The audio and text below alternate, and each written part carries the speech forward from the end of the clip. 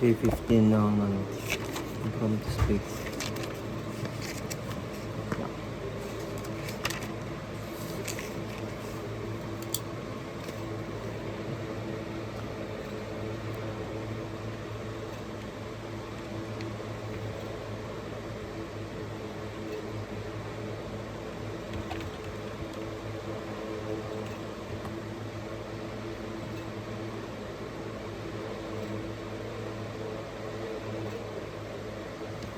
Nakuha ko yung lecture.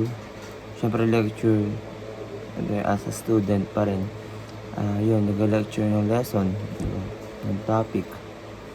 Isa sa mga niregret ko tungkol sa lecture na yan, sana ginawa ko rin ng college pero medyo late na.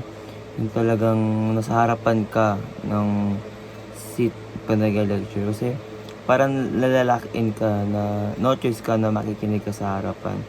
Which is, yun yung talagang nagpa-bago sa akin. Napakasimpleng bagay. Partida, abeto ako niyan. Kung nag-alphabetical yung arrangement, lagi akong una. Which is yun yung nangyari nung senior high school ako. Yan sa mga powerful thing, diba, na pupunta ka lang sa harap, ang dami nang pwedeng mangyari. Wow, okay. Pero sinasabi ko na lumipat ka lang ng upuan, parang natututo kayo, totoo yun eh. Sinasabi nila na lahat ng matalino na sa harapan. Totoo naman. Kasi sila yung sakop nila yung attention. I mean yung boses ng teacher, diba? Sakop mo yung sinasabi niya. Mas engaging yon. At usually yung mga teacher may tend na mas tawagin yung mga nasa harapan. So, syempre, matcha-challenge ka, diba? Mape-pressure ka.